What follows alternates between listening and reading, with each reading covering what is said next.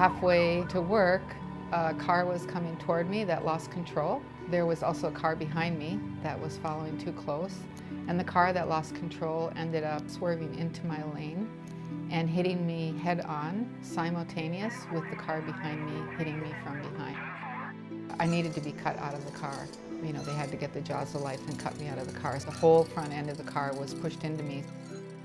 It was about 4 years ago that I started having symptoms, and they're out of nowhere, just came out of left field. Just all of a sudden, I was just sitting on a couch one day, and I had something like come over me, like an electrical shock go through my head and face and like down my throat, and started having like battery acid taste in my mouth and all these strange things that I'd never experienced before. I was diagnosed with trigeminal neuralgia. I was diagnosed with rheumatoid arthritis in January 2004 and with Lyme's disease in June 2011. Symptoms of my illness were my feet hurt, and I was on my feet every day because I was working in retail, and you're on them 8 hours a day, and then it got worse. That's when I had to go to the emergency room. After my knees, then it got in my hands and wrists, so whatever was going on was just getting worse and like spreading throughout my body. After I was discharged from the hospital and brought home, the very first challenge that was there in front of me was I couldn't even get in the house because there was 4 steps going up to the front door of the house. And I was still in a wheelchair, and there was nobody there to really assist me.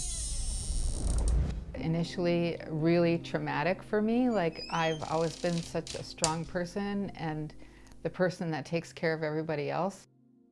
I meet Dr. Troy, and I remember him saying, "We need to retrain your body." Whenever I would have a flare-up, I'd have to go in and he'd do an adjustment, and I got relief from pain. Build yourself a really strong support system, which a lot of times can be a challenge. So if you don't have a big support system, like I didn't have a big support system around me at the time that it happened, I started making friends out of my therapist. And really that helped me in so many ways. Just being there for somebody can mean so much, even if it's really small things. Just coming over and hanging out, watching TV or whatever that person is capable of doing would be so helpful. To be dependent on other people, it's a hard thing to get over, and that's one of the lessons that I learned. So among others, I learned a lot of lessons. And I started realizing that I was gonna have to find an oasis in myself from this pain instead of looking for support from my family or from a lover or whoever, you know, it wasn't gonna come from any other place. I started seeking out like yoga and meditation, and I moved myself down from where I was living in Oregon, and I moved into a very like healthy community in Southern California and by the beach, and lived a very simple life. Yeah, I started really looking in, you know, at that time for deeper resources.